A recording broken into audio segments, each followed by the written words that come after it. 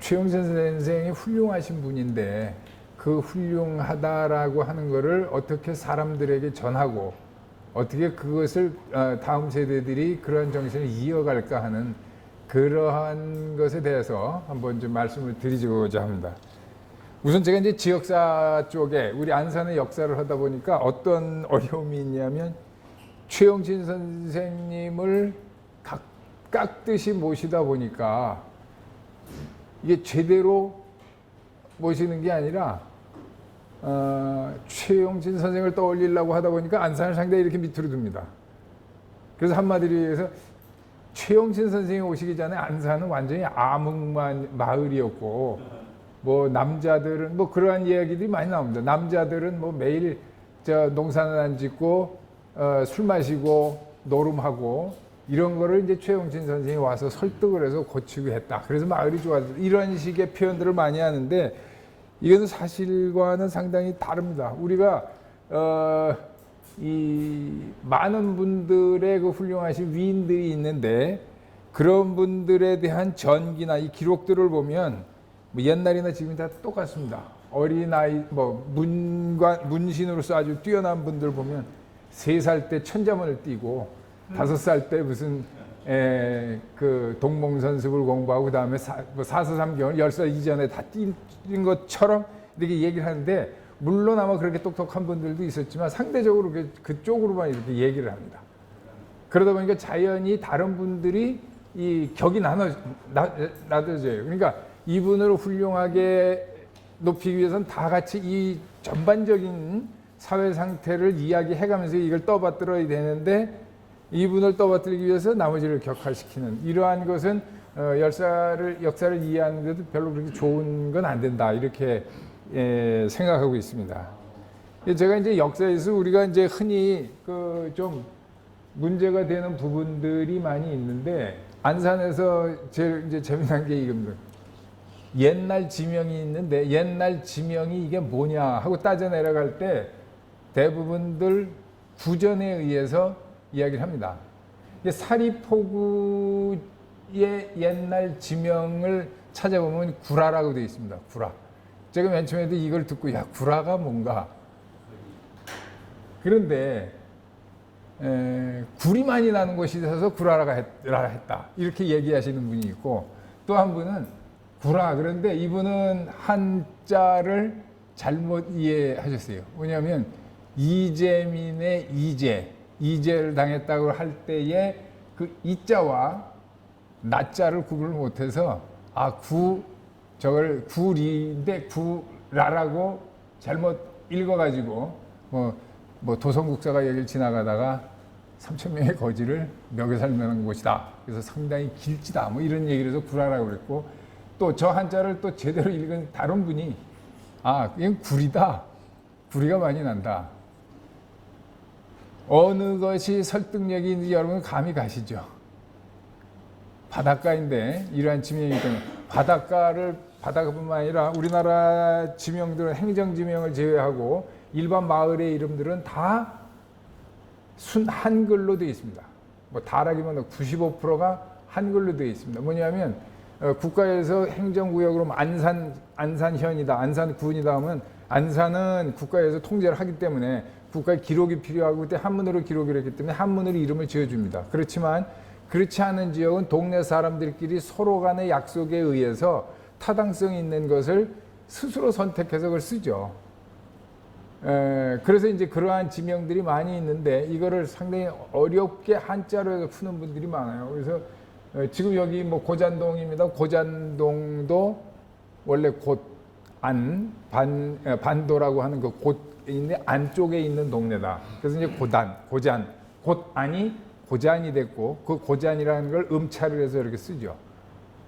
그리고 고잔은 그래도 거의 비슷하게 다른 게 맞져 떨어지는 게 없으니까 고잔이라고 그러면 이게 어디서 왔는가 하고 빨리 추적이 되는데 곧 바깥마을 여기에서 곧이라고 하면 지금 시청 앞까지가 시청 앞에 바로 거기가 시청 앞에서 약간 전철 지나가는 쪽으로 가면 약간 이렇게 비탈로 되어 있죠. 그것이 이제 거기까지가 바닷물이 들어오던 곳이었어요. 그렇기 때문에 거기가 이제 이렇게 반도처럼 이렇게 되어 있었는데 거기에서의 밖에, 그러니까 지금 저 목내동이나 이쪽 군자면 쪽 이쪽을 보고서는 딱 곧밖이라고 불렀어요. 근데 곧밖이라고 하는 순 우리말이 내려오다 보니까 이것을 뒤에 분들이 이제 꽃밭, 화전으로 이제 바꾸기도 합니다. 이 말씀을 왜 드리냐면 구전으로 내려오는 거는 상당히 많은 이 변조의 가능성이 있다고 하는 것이죠. 그리고 그럴듯하게 얘기하면 그것이 그대로 지나갑니다.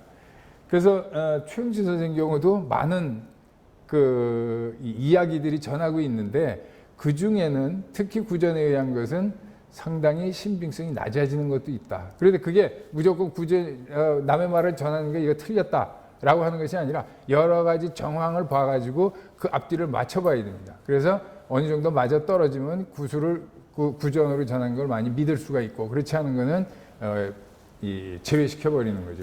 이것이 이제 역사에서 흔히 이제 과거사를 쭉 이제 뒤질 때 나온 하나의 이 방법입니다. 그리고 이제 제가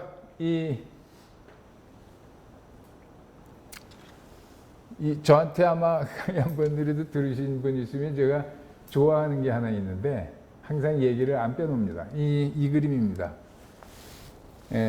요거는 일본의 가라츠, 당진이라고 하는 거죠. 우리나라하고 한자가 똑같은데 서쪽 끝에 가면 현해탄이 바라보다 보이는 곳에 나고야라고 하는 조그만 마을이 있죠. 한자는 중부지방의 나고야 도시와는 좀 약간 다르겠습니다. 거기가 이제 옛날에 임진왜란 때 출정 기지였습니다. 그런데 이 출정 기지에 박물관을 크게 세워놨어요. 장충체육관만한 크기의 박물관인데 들어가 보니까 조만한 것밖에 없어요. 딱 거북선하고 일본배 두 개만 딱 전시를 해놓고, 물론 그 주위에는 그림 같은 거를 좀 만들어놨는데 커다란 방에 저것만 단짝 두 개 갖다 놨습니다. 여러분 이걸 보시면 어떤 생각이 드세요? 거북선이 훌륭하다. 저 일본에도 가 있고 일본 사람들도 이 거북선을 상당히 높이 평가하기 때문에 저렇게 만들어 놨을 거다, 이렇게 생각을 하시죠. 저도 그렇게 생각을 했는데 제가 이제 저쪽을 이제 자주 좀 가봤는데 한 번 갔더니 일본 초등학생 아이들이 와가지고 선생님이 설명해 주는 게 있어요. 우리가 소위 일본 문자로는 이제 문록구의 액기라고 해서 문록의 역, 이렇게 해서 조선 정벌 또는 이제 명나라를 정벌하겠다라고 하는 것이 이제 이제 실패로 돌아가는 것이었죠. 실패로 돌아간 게 누구냐? 왜 그러느냐? 이순신 장군 때문이다. 그래서 거북선을 갖다 놓은 거죠. 그런데 일본의 선생님이 아이들한테 설명할 때 뭘 설명하느냐? 이순신이 저거를 잘 봤다. 뭘 봤느냐? 이렇게 높게, 배가 좀 높게 이렇게 전시가 되어 있죠. 소위 일본 배와 조선의 배가 차이점이 뭐냐? 조선의 배는 밑이 넓적하죠. 편편합니다. 일본 배는 쳐들어와야 돼요. 조선으로 출병을 해야 되기 때문에 빠른 시간에 움직이기 위해서는 밑이 뾰족합니다. 이 차이를 안 사람이 누구냐면 이순신 장군이죠. 이순신 장군이 진짜 뛰어난 업적을 펼 수 있었던 것은 바로 이렇게 상대방의 적군의 그 속속들이, 적을 알고 나를 알면 이제 100번 싸워서 100번 이긴다라고 얘기를 하는데 바로 그겁니다. 적군을 안 거예요. 적군의 배는 어떻게 생기냐? 우리 배하고는 다르다. 그러니까 여기에 따라서 전략을 따로 세운 거죠. 그래서 이순신 장군이 한 게 뭡니까? 맨 처음에 이제 그 일본 배들은 일본에서 오다 보니까 장거리를 와야 되기 때문에 속살을 같이 쏜살이 같이 달려옵니다. 달려오는데 밑이 뾰족하니까 단점은 뭐냐? 회전을 못하는 거죠.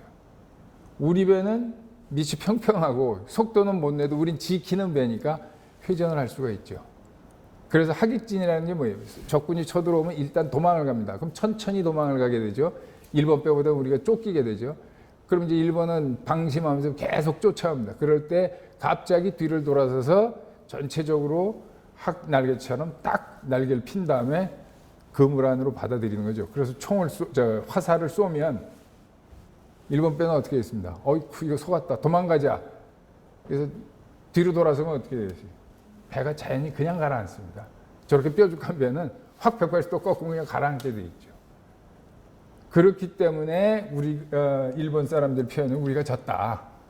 이거를 이순신이 잘 파악을 한 거다. 그래서 이순신이 훌륭하다. 이렇게 얘기를 하고 있는데 우리는 이순신 장군에 대해서 훌륭하다 하면 뭐 거북선을 가지고 외병을 무리치고 3대첩을 일으키고 뭐 이래서 잘 해가지고 이거 뱉기는 이야기를 안 하는 실정입니다. 그래서 일본은 그렇게 교육을 시키고 있어요. 자기네가 실패한 거를 갖다 이렇게 이야기를 하고 있죠. 그래서 이순신의 경우는 이런 것을 잘 이용했는데 이순신을 이러한 것을 밝혀가지고서는 이순신이 위대한 사람이다라고 평가를 해야 되는데 그거보다는 이순신을 끌어올리기 위해서 원균 같은 사람이 옆에 있어서 방해를 나서 그렇다. 원균은 역적이다. 남의 시기만 한다. 무슨 음해를 했다. 이런 식으로 원균을 깎아낸다. 그리고 이순신을 띄우죠. 근데 원균도 조선왕조 실록에 보면 이순신과 동등하게 임진왜란이 끝난 다음에 1등 공신에 책록이 됩니다. 그러면 그 공신으로 1등에 책록할 때 그 관리들이 잘못했다. 자기네 편이라고 더 주고 이렇게 해서 했다. 이런 식으로 얘기 자꾸 끌어갑니다, 이게. 그러면 본질에서 상당히 벗어나는 거죠. 원균은 이러한 원균과 이순신은 장수로서의 작전 방법이 틀립니다. 이 원균은 상당히 이 칼을 잘 휘두릅니다. 기록에 의하면 10명 정도의 적병은 아주 순자리에서 그냥 칼로 다 쳐 죽여서 빠쳐버리는 거예요. 이순신은 그렇게 못해요. 이순신은 지략을 이용해서 지장이고 원균은 마치 좀 삼국지 같은 데서 보면은 그 장비 같은. 그래서 막 칼 가지고 그냥 정절을 못 참아가지고 막 쳐들어와라 죽인다 해가지고 막 죽이는 거지.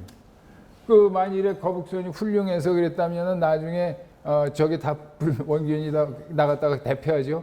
나머지 12체급에만 가지고 이순신이 싸울 때는 거북선이 없었는데 어떻게 이겼을까요? 그때도 마찬가지 방법입니다. 이러한 배 구조라든가 이런 거를 해서 승리를 한 것이지 거북선 때문에 승리를 한 것이 아니죠. 그러다 보니까 거북선을 또 이순신이 만들었다.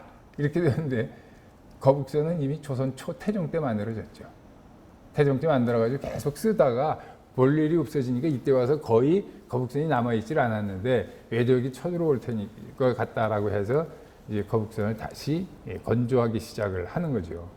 그러니까 이게 이순신만을 높이려고 하다 보면 나머지 사람 다 깎아들고 역사적인 사실마저도 조선 초기에 만들었던 거북선도 거꾸로 시대를 낮춰가지고 임진왜란 직전에 만들었다. 이런 얘기들로 이게 자꾸 이제 맞지 않게 이제 이걸 이제 뒤로 갑니다.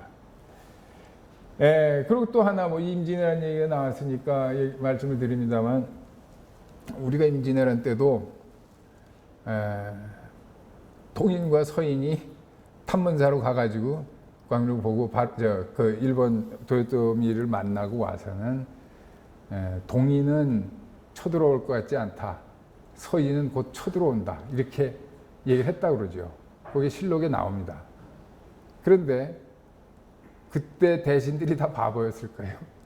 동인과 서인이 정반대 얘기를 하는데 이걸 믿고 서로가 싸웠느냐 하는 거죠. 그게 아니죠. 바로 서해 유성룡의 징비록을 보고 그 부분이 나옵니다. 왕 앞에서는 그렇게 얘기를 했는데 너는 어떻게 왜 그러냐? 왜 말이 틀리냐? 유성룡이 물어보니까 김성일이 그런 얘기를 하죠.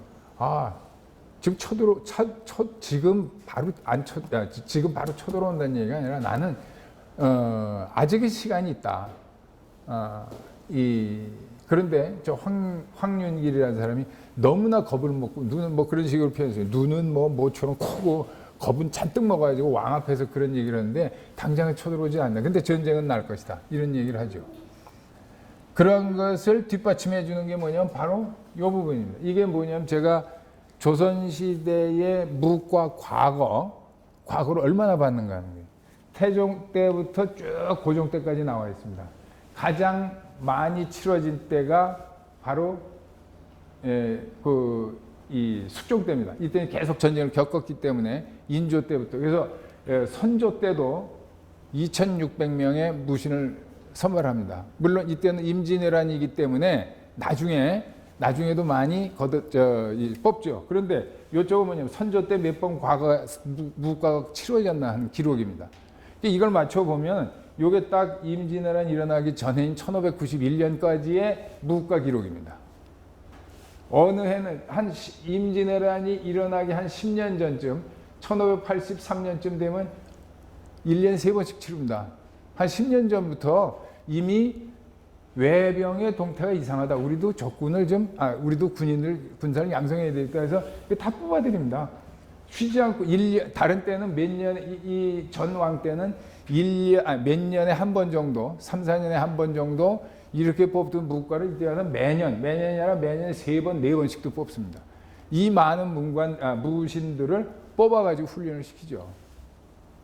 그리고 이순신 장군도 1591년 임진왜란이 일어나기 1년 전까지 어디 있었냐면 정읍현감으로 있었어요. 정읍현감은 지금 전라도 지역의 정읍현인데 아주 조그맣습니다. 지금은 정읍이 크지만 그때는 다 분리가 되어 있었죠. 정읍, 흥동, 고창, 무장 이러한 군들이 지금은 미연이지만 그런 것들이 다 개별로 현으로 있었던 때였기 때문에 이순신도 거기에 지금으로 치면 전라도 한 고을에 미연장 정도 하던 사람이었어요. 이 사람은 1년 전에 유성룡의 추천을 해가지고 삼도 수군 통제사를 시키죠. 전라 자수사를 시키죠, 맨 처음에. 그러니까 뭐냐면 지금으로 치면 한 대위 정도 되는 군인을 갑자기 투스타 달아가지고 사단장으로 내려보는 거예요. 전쟁 준비를 안 한 게 아닙니다. 했죠. 그런데 이순신 같은 지략을 가진 무신들이 별로 없었다는 얘기예요. 이러다 보니까 실질적으로 임진왜란 때 모든 사람들이 무능했고 무관을 무시했고 이렇게로까지 얘기를 하는데 절대 그렇지는 않습니다. 과연 이러한 것이 그래서 다른 통계 자료라든가 이 전체 사회를 보면 그 당시에 우리가 어떠한 일본관을 가졌는가를 알 수가 있죠. 원래 중종 때까지 일본의 외구들, 특히 이제 대마도를 중심으로 한 왜구들이 계속 우리나라 남쪽 해안을 괴롭혔죠. 그래서 중종 때 삼포해란이 일어났을 때 한 번 크게 이들에게 타격을 주는데 그 다음부터는 안 와요.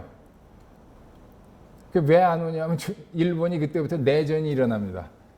흔히 여러분들이 잘 아시는 오다 노부나가에서 도요토미 히데요시 그리고 도쿠가와 이에야스가 나온 이 3대 세계의 그 전국 시대가 명종 말에서 선조가 시작되면서 나옵니다. 그 일본이 전체 전쟁의 소용돌이 속에 빠집니다. 그러니까 한국을 치려고 해도 조선을 칠 겨력이 없었죠.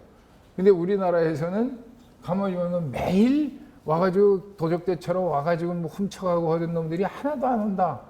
이상하다. 그러니까 우리나라도 거기에 대해서는 관심을 갖고 봤죠. 그러나 이제 가장 큰 거는 일본은 이미 이때 국제무역을 통해 가지고 조총을 손에 넣었고 우리는 오로지 밖에와는 담을 쌓고 안쪽으로만 그래서 그저를 화살과 칼만 가지고 싸웠습니다. 그러니까 화살과 칼을 가지고 싸운 사람과 총을 든 사람의 싸움. 지금 저희 보면 결과는 명확한 거죠. 그래서 우리는 이러한 것일 때 이러한 것을 전부 분석을 해보고 이러한 가운데에서 이순신이 훌륭하다. 이렇게 해야 되는데 그냥 이순신 하나만 그냥 떠났습니다. 이때 싸웠던 사람들 상당히 다 아주 맹장들이었습니다. 그만큼 국가에서 준비를 했는데 제대로 깊게 준비를 안 했다는 단점은 있지만 그런 잘못은 있지만 그래도 나름대로 상당한 준비를 하고 있었다는 거죠. 근데 이게 때에 따라서는 이제 전쟁 이러한 이야기가 나오면 자꾸 사람들이 옛날에 임진왜란 때 이렇게 해가지고 둘이 서로 싸워가지고 북론이 분열됐었는데 그 바람에 전쟁이 나서 그대로 일본한테 참패를 당했다. 이러한 식으로 얘기를 이끌어가는데 실상하고는 좀 다른 것이죠. 그래서 이러한 것이 이제 영웅을 만드는 데 있어서 좀 우리가 생각해야 될 거 아니에요. 그리고 우리가 이러한 일이 있을 때마다 과거에 잘못된 거, 과거에 전쟁에 패했던 거, 이런 것에 대해서 반성을 하는 경우가 별로 없습니다. 임진왜란 때도 우리가 이 전투에 패한 전투가 많은데, 패한 전투는 교과서나 책에서 하나도 안 다룹니다. 대신 우리가 열심히 싸워서 승리한 거. 그러니까 거북선을 가지고 임진왜란의 3대첩 이런 거는, 아니면 뭐 진주성 전투, 패에 인해서 아주 치열하게 싸워, 이런 것만 전투의 기록으로 자꾸 부각시키지, 실질적으로 반성에 대한 과거에 우리가 어떻게 잘못을 했는가, 그때 뭐가 부족했는가, 이런 거에 대한 반성은 잘 못하는 편이죠. 이게 징기록이라고 하는 것은 바로 임진왜란 때에 대한 반성과 앞으로 나아갈 길을 적은 거죠. 서해 유성룡 선생이 적은 책인데, 이건 참 우습게도 우리나라에서보다 이것이 일본으로 흘러나가서 일본에서 저게 필사본으로 베껴서 팔리는데 우리나라보다 훨씬 더 많은 사람들이 사왔다고 해요. 그 정도로 우리가 과거에 어떤 잘못이 있을 때 그걸 한번 뒤돌아보는 것은 좀 필요하다고 생각이 듭니다. 이거는 뭐 곁들여서 우리 이제 중국 같은 경우도 청일 전쟁에서 패한 위해시를 가면 위해시 앞에 유공도에 저만한 박물관입니다. 섬 하나에 거의 전체가 박물관인데, 좀 뭐냐면 저 안에 들어가면은 청일 전쟁 때 청나라 군사가 썼던 무기, 또 배가 저 앞에서 침몰이 되는데, 그 청나라 군함이 침몰돼 가지고 거기에서 파괴된 이 침몰한 거를 거기서 스크류, 또 무슨 뭐 이런 여러 가지 기구들을 다 띄워가지고 이것만 전시해 놓습니다. 이게 패전 박물관입니다.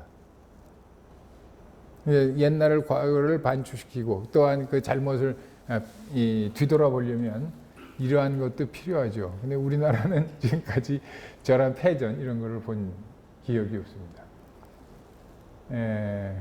그래서 이제 또 하나 좀 역사에 있어서 좀 재미나다고 그럴까요? 재미라고 하긴 좀 뭐하고 좀 독특한 것이 바로 이제 이 안중근 의사의 의거입니다. 안중근 의사가 이토 히로부미를 하얼빈에서 총탄으로 거기서 사살을 하고, 그 다음에 이 소식이 일본에 전해졌습니다. 일본에 전해졌을 때 일본에서 쾌재를 부르는 사람들이 있었어요. 안중근 잘했다, 위대하다, 박수를 쳐줬어요. 이 사람들은 우리 편일까요? 일본의 가장 극우파였습니다. 왜냐하면 식민지 조선을 빨리 식민지로 만들어야 되는데, 이토 히로부미는 그러한 생각을 안 하고 천천히 만들려고 했습니다.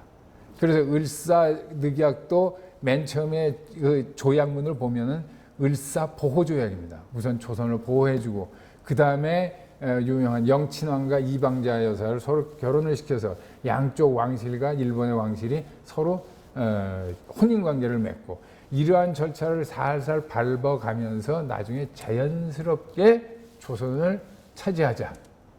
그래서 우리는 뭐 같은 동족이다, 이렇게 해서 이 사람을 설득시켜가지고 하겠다, 이 병합을 하겠다, 이 한국을 집어삼키겠다 하는 것은 이토 히로부미의 계획이었습니다. 나중에는 이게 허망되게 끝나지만 경성천도론까지 나옵니다. 원래 그래서 그 정도 됐을 때 서울을 수도를 동경에서 이제 서울로 옮기는 그러한 일까지 추진을 하려고 했었는데, 안중근이 이토 히로부미를 사살을 하니까 이제 소위 이토 히로부미는 좀 온건파였죠. 그들에서는 이제 강경파들이 박수를 치면서 야, 잘 됐다. 그래가지고 이토 히로부미 죽은 지 1년도 안 돼서 우리나라가 강제병합이 됐죠. 근데 이러한 걸 보고 그 안중근이 괜히 왜 이토 히로부미 죽여가지고 왜 빨리 식민지가 되게 했느냐, 이렇게만 겉으로 볼 수는 없죠. 이게 뭐냐면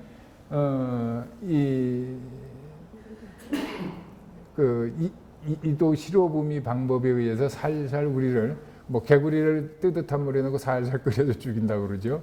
그런 것처럼 우리를 살살 하나하나 차지해가면서 세뇌를 시키고 해서 나라를 합병을 하려고 했던 그러한 이도 히로부미가 살아 있었다면 지금 좀 어떻게 됐을지 모르죠. 물론 역사에서 가정은 금물이지만 상당히 더 심각한 그러한 사태가 벌어졌을 수도 있습니다.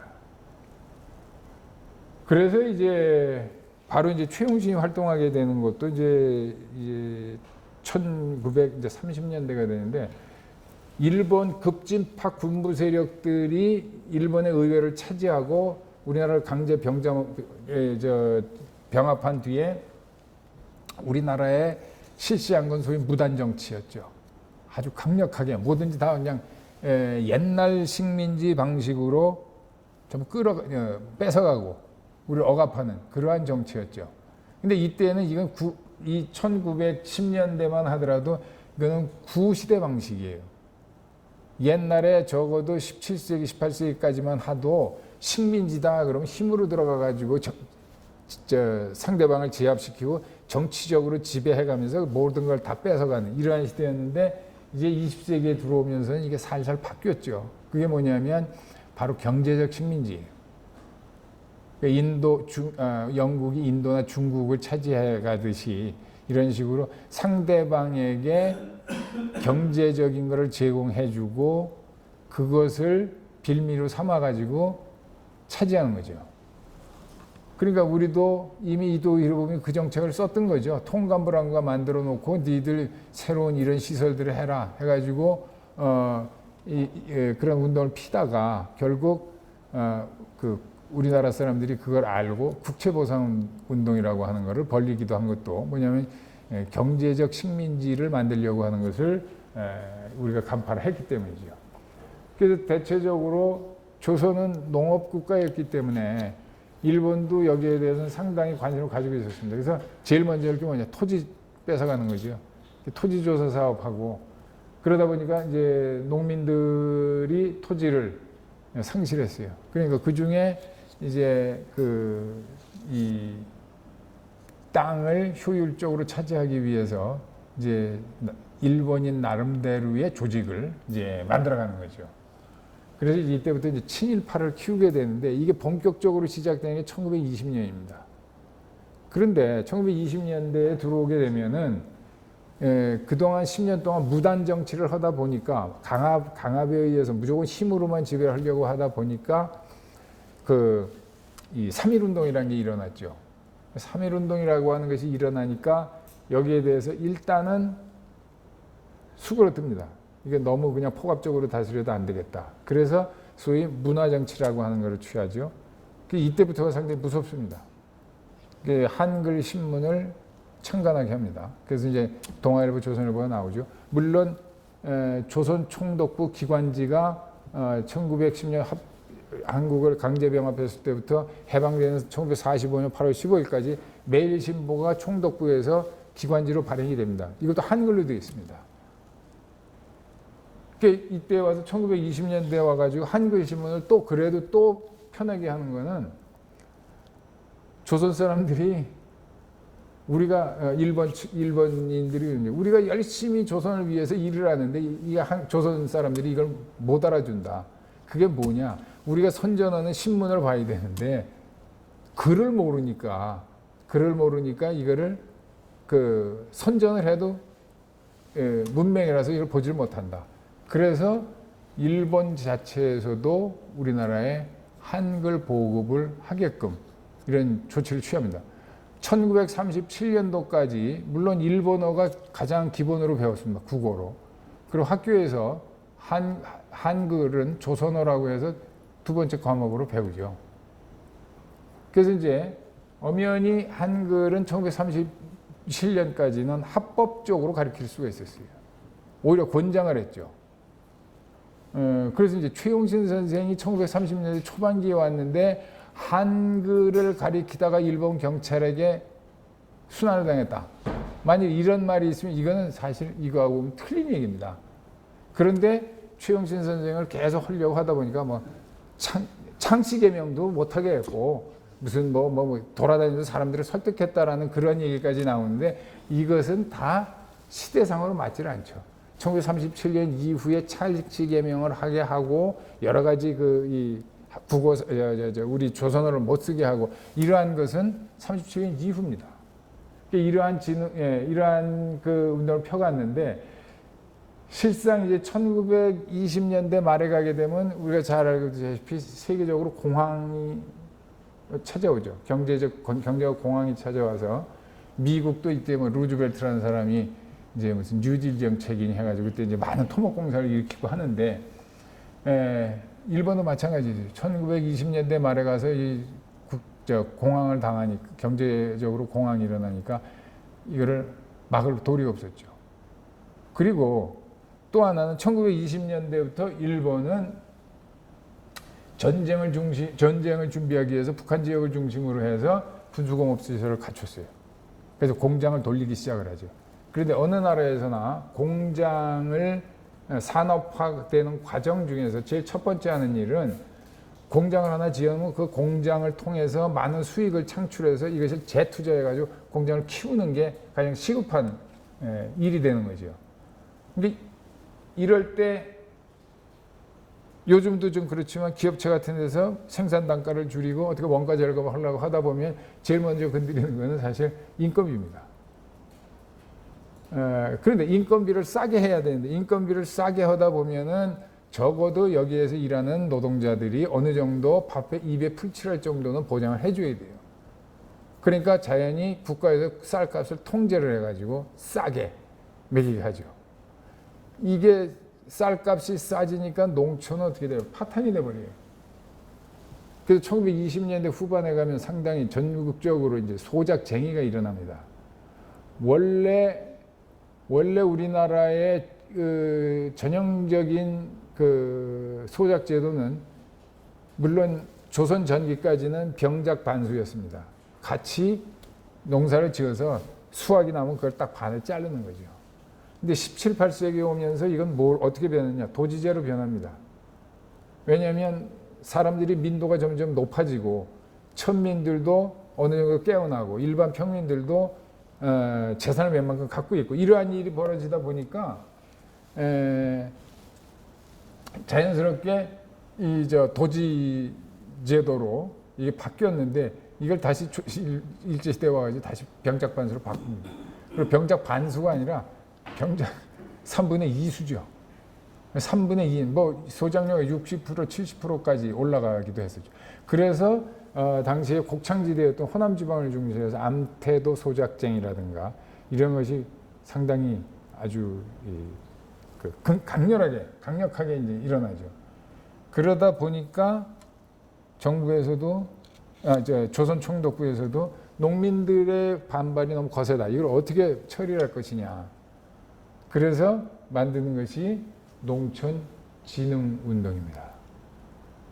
근데 이것은 뭐냐면 대전제는 자기네들이 공업화하는 과정에서 쌀값을 너무 낮게 책정을 하고 그리고 이 친일파들을 키우기 위해서 친일 지주들을 많이 육성을 하죠. 그래서 소작료를 비싸게 매기고 이러한 것을 해왔었는데 이러한 것이 이제 부딪히게 되는 거죠.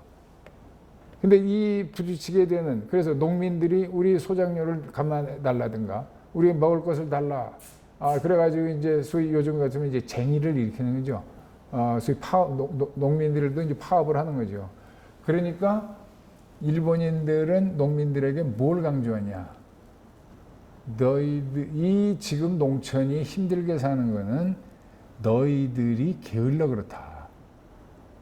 이렇게 선전을 하고 설득을 합니다. 그래서 이때부터 이제 뭐 여러 가지 이 운동을 펴니다.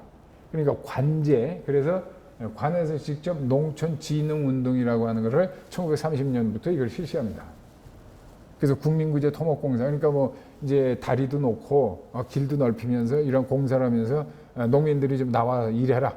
그러니까 일하면 거기에 이제 임금을 준다든가 이러한 이 농촌진흥운동이 일어나기 시작합니다. 그리고 제일 잘하는 게 언제나 이건 뭐 현대에 와서도 우리 정부에서도 이런 일을 많이 했죠. 뭐냐면 이거 농민들이 너무 가난하다. 이게 저 땅이 없어 그렇다. 그러면은 좋다. 장기 저리로 돈을 빌려주고 그거를 갚아 나가서 자기 토지를 만드는 이러한 일을 하자.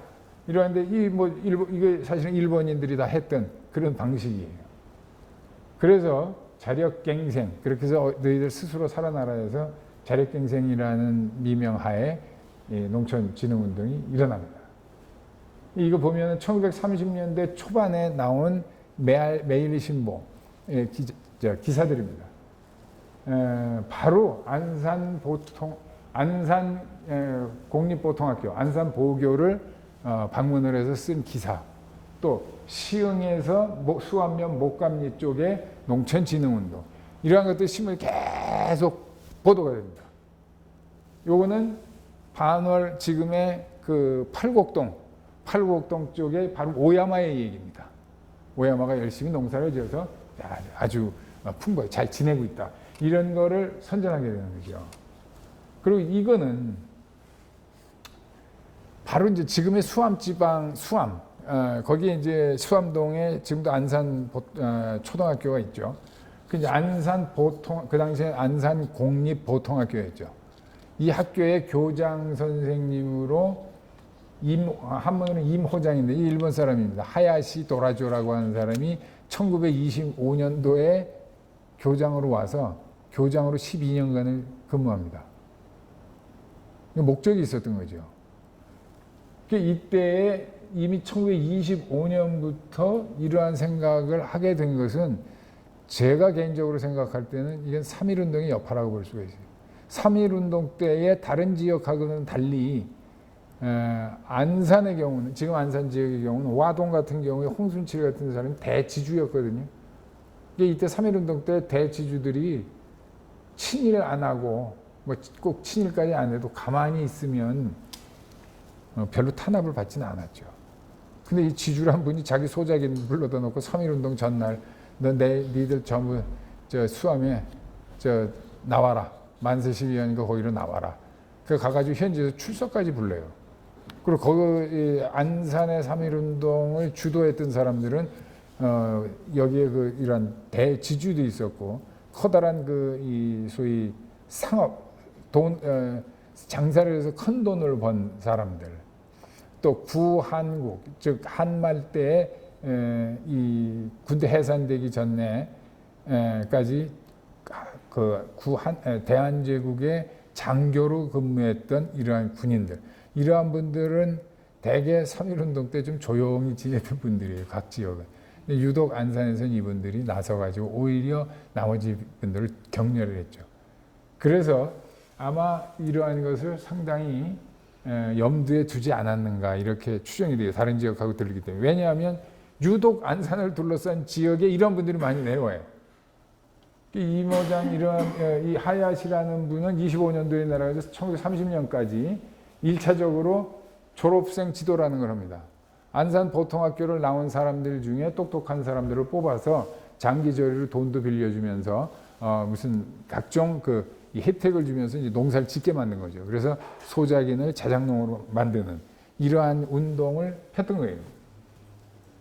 그래서 이거를 자기가 책으로 경험담을 쭉 써서 책으로 출판을 했어요. 약 300페이지 정도 되는데 여기에 이제 안산에 대한 내용, 안산에 거기에 이러한 농촌 진흥 운동에 참여했던 사람들, 개개인에 대한 이력 이런 거를 다 기록이 되어 있습니다. 그래서 상당히 중요한, 안산으로 봐서는 상당히 중요한 자료가 되는 책이죠. 그래서 이게 뭐냐면 하야시라고 하는 사람이 안산 보통학교를 졸업한 이회덕이라는 이제 조그만 이제 학생이죠. 그래서 그 사람을 직접 하야시 교장이 데리고서는 여러 가지 혜택을 주면서 이제 농사를 짓게 합니다. 그래서 이게 뭐냐면 요게 그 소년이고 요 집터는 지금 동막골입니다. 근데 이게 이제 졸업 후 지도 전, 이게 졸업 후 지도 후입니다. 전에는 초가 3강짜리 하나만 있었는데 5년 동안 지도를 하고 나니까 이렇게 큰 집으로 바꿀 수가 있었다. 이게 다 농촌진흥운동 덕분이다. 이래가지고 선전을 합니다. 그래서 여기 서 있는 분들이 뭐냐면 당시에 1932년 당시에 13도의 도지사들입니다. 벤치마킹을 하러 동막골에 옵니다. 총독이 여기를 방문을 합니다. 그때 우각기 총독이 여기 와가지고 넓혀둔 도를 딱 걸어가면서 이렇게 순시하는 그런 모습이 있습니다. 근데 이제 일제 진흥운동이라고 해도 이게 이제 나중에 저희 새마을운동하고 좀 비슷한 부분이 많은데 농로 마을길 넓히자는 걸 하죠. 이때도 마을길 넓히는 작업 똑같이 해요. 그런데 이때 마을길 넓히는 건 뭐냐? 이때 농기구도 없었어요. 쌀이 생산되면 빨리 마차로 실어놔야 되는데 이 길이 없으니까 전부 사람이 지게지고 날아다니니까 이게 뭐 100가마 200가마 되면 이게 며칠을 날려도 끝이 안 나는 거죠. 근데 우리가 70년대에 했던 새마을운동은 경운기라고 하는 기계가 새로 나왔고 농촌을 기계화하려고 하다 보니까 길이 좁다. 그래서 마을길 넓히자. 똑같이 마을길을 넓혀서도 의도는 서로 다른 거예요. 그래서 이러한 방식으로 이거를 이끌어 갔던 거죠. 그래서 이분이 뭐 해방될 때까지 여기 있었는데, 그래가지고 안사는 이 하야시에 대한 평가가 대단하죠. 그러니까 잘했다라고 하는 거예요. 그런데 역시 진정한 마음이 없었기 때문에 1937년이 돼가지고 교장에서 쫓겨납니다. 그게 뭐냐면 바로 학생 지도를 해서 장기 저리로 땅을 사가지고 학생들을 키워줘야 되는데 이름을 다 빌려가지고 자기 땅으로 만들어버렸어요. 그것이 들통나는 바람에 쫓겨나죠. 바로 저 사진은 왼쪽에 있는 사진은 우각기 총독이 안산을 방문했을 텐데 요거를 현지에 가서 다른 분들하고 다 대조를 해보니까 지금 저 산업도로에 가다 보면 수암 주유소가 하나 있죠. 수암을 지나자. 그 수암 주유소에서 이렇게 저쪽을 바라보고 찍은 거에서 산등성이가 비슷한 거를 발견해내기도 했죠. 이러한 식으로 해서 저분들은 지역에서는 어쨌든 수암동에서는 하야시 교장이 대단하다. 이렇게 사람들이 믿기 시작을 했어요. 이 아주 무서운 이제 세뇌 공작이죠. 그리고 역시 이제 오야마라는 사람, 요 사람은 직접 또 이 최용진 선생과도 밀접한 관계를 맺고 있었죠. 이거 팔곡이 남산뜰에 살고 있었고, 최용진 선생은 그 샘골에 살고 있어요. 골이 좀 다르지만 같은 반월면 내라 같이 충돌도 많이 일어나고 이런 일들이 좀 있었던 거였죠. 여기도 보면 원래 오야마라는 사람이 일본 가고시마 출신인데, 원래 가고시마가 우리나라 고구마가 가고시마로부터 들어왔죠. 가고시마로부터 들어왔기 때문에 원조가 바로 일본이 되는데, 일본으로도 이게 아마 저기 가고시마의 사투리로 이게 뭐 고쿠마든가 뭐 아마 이렇게 발음이 비슷하게 돼요. 그래서 고구마라는 이름도 일본에서 그대로 왔다 이렇게 이야기를 하는데, 어쨌든 이 오야마라는 사람은 팔곡동에 와서 하야시가 했던 것처럼 동네 사람들을 모아놓고 여러 가지 일을 시킵니다. 그래서 여기 보면은 요 매일신보에 난 건데, 오야마가 팔곡동에서 한 일에 대해서 쓰는 거예요. 그래서 이때는 수원군 반월면이었죠. 그러니까 수원의 이상향, 남산, 평, 모범촌, 이게 바로 지금 팔곡동을 얘기하는 겁니다. 팔곡동에서는 어떻게 하느냐면 이러한 것을 전부 지키고 있다. 여기 보면 그게 나옵니다. 마을의 종달기, 이 종쳐서 새벽에 일어나기, 가을 겨울에 새끼꼬기, 가만히 짜기. 이게 뭐냐면 이것도 어떤 생각에서 나오느냐, 너희들이 지금 잘 못 사는 거는 일본이 뺏어가서가 아니라 너희들이 게을러 그렇다. 그러니까 새벽같이 일어나서 일하고, 여기 보면 그것도 나옵니다. 뭐냐면 새꽃, 색깔 있는 옷을 입기, 흰옷 입지 말란 얘기예요. 왜냐하면 흰옷 입고 일을 하니까 여자들이 이거 빨래 해다가도 시간 다 간다. 그러니까 색깔 있는 옷 입어가지고 한 번 입으면 한 일주일씩 입으라는 얘기인지 이제 그 이러한 것들을 주장들을 하고 있어요. 그리고 이제 여성들도 일을 해라. 그래서 바로 그 몸빼 바지가 유행하게 된 것도 바로 저 때부터 치마 입지 마라. 몸빼 바지하고 일하려면은 몸빼 바지 입어야 된다. 그래서 이런 걸로 이제 이 주민들을 독려시키고 있습니다. 그래서 여기 보면은 말은 다 좋죠. 여기도 보면 도박, 엄금, 무슨 관원상제 이런 거 비용 줄여라. 관원상제 간단히 치러라. 무슨 이제 변소의 개조, 파리 퇴치. 여기 이제 남자들도 다 단발해라. 다 농사짓고 하려면 이거 간편해져야 된다. 이런 식으로 모든 사항을 규제하는 이러한 농촌진흥운동을 일으켰습니다. 제가 실질적으로 수암동에서도 많은 나이 드신 분들, 어르신들하고도 한 근 20년 전부터 많은 얘기를 나눴고, 이 팔곡동에 있는 분들하고 나눴어요. 근데 이 노인분들은 어쨌든 오야마는 대단한 사람이다. 오야마 때문에 우리가 먹고 살고 수 있었다. 또 수암동 쪽 가면 하야시 때문에 우리가 살만해졌다. 이런 얘기를 합니다. 그러니까 그는 일을 죽자고 시켜가지고서는 겨우 그래도 먹을 걸 대주려고 한 것이 하기 위해서 독려를 하고 강제로 노동을 시킨 거죠. 원래 우리나라는 농번국이기 때문에 농번국의 이 기본적인 패턴은 어떻습니까? 봄이면 씨앗 뿌리고 여름이면 한참 농사 잘 가꾸고 가을이면 추수해서 겨울에는 좀 쉬는 거예요.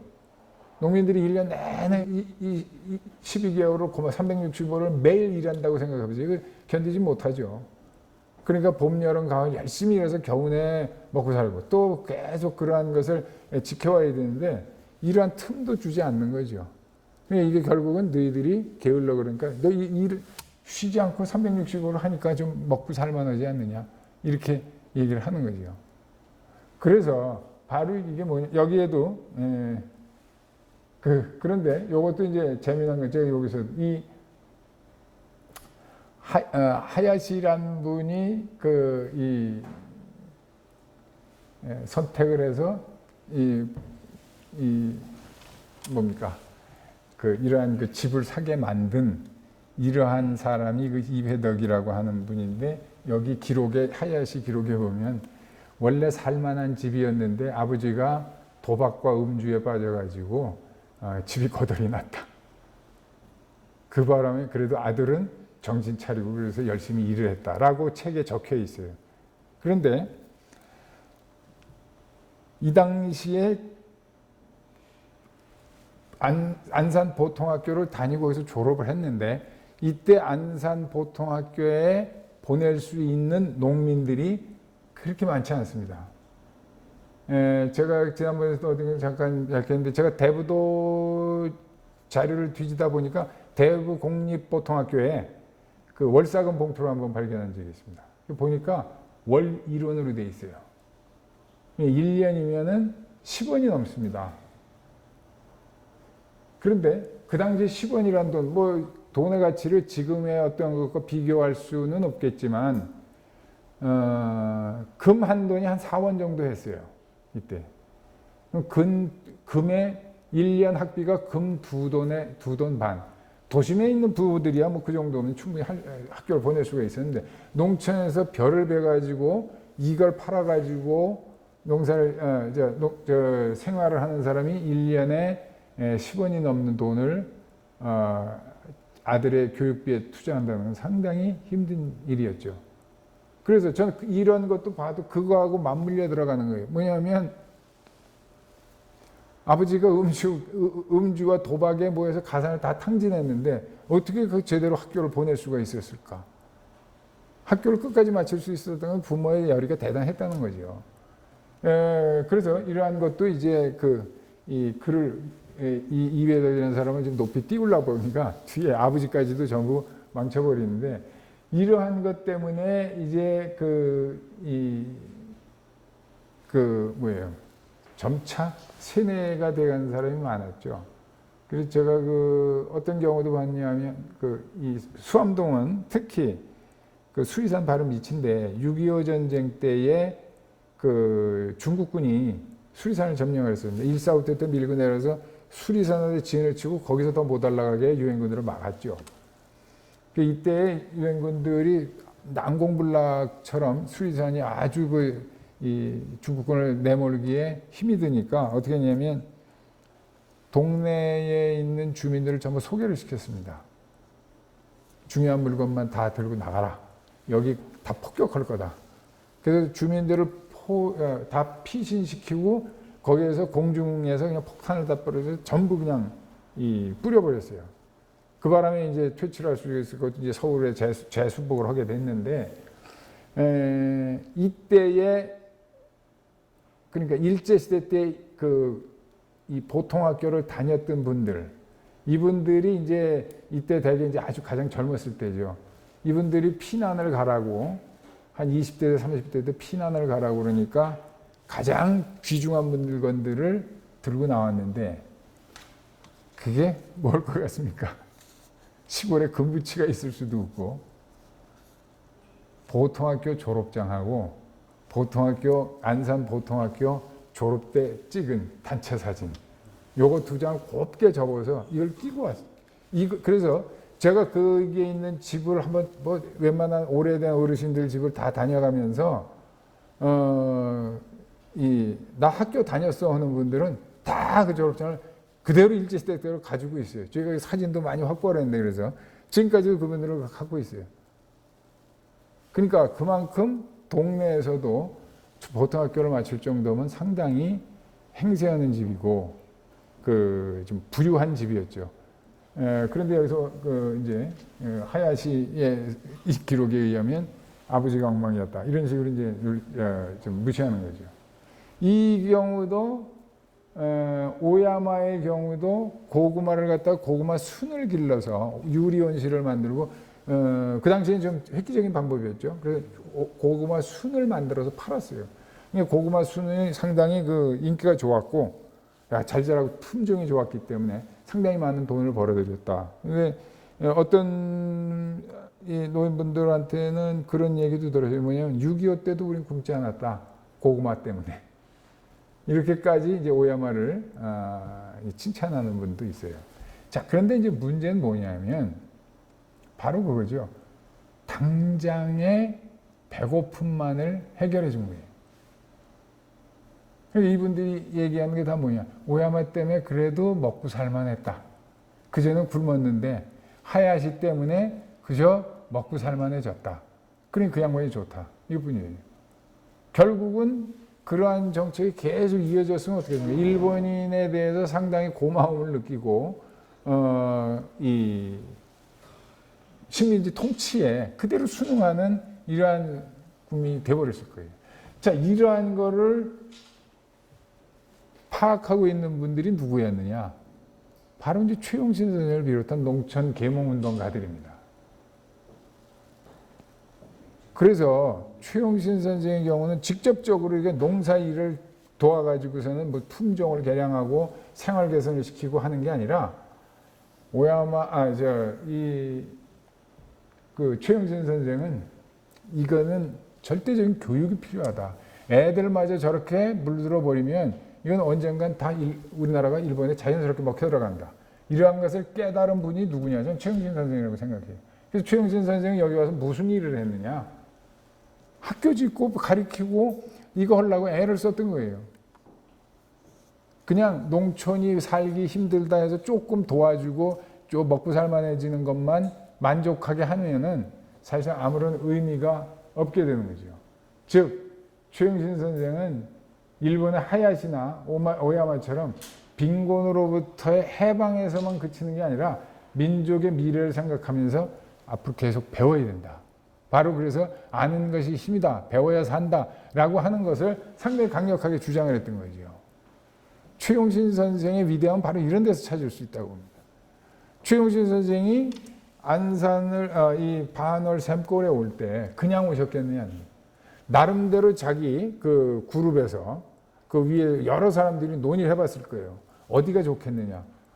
뭐 이때 이런 것도 이제 1925년부터 신문에도 많이 나니까 이제 안산 쪽에 이러한 것이 있다. 여길 가서 어떻게 한번 일본인들하고 부딪혀봐야 되겠다. 이런 생각을 먹었으리라고 봅니다. 그래서 이분들이 이제 이 농촌을 당장에 먹고 사는 물질적인 것만 아니라 그거보다는 정신적인 게 더 중요하다. 이런 것을 깨쳐준 분이 최영진 선생이다. 이렇게 볼 수 있는 거죠.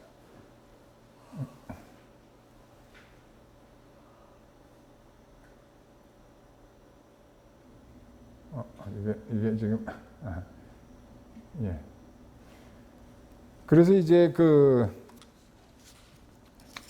이 샘골을 보더라도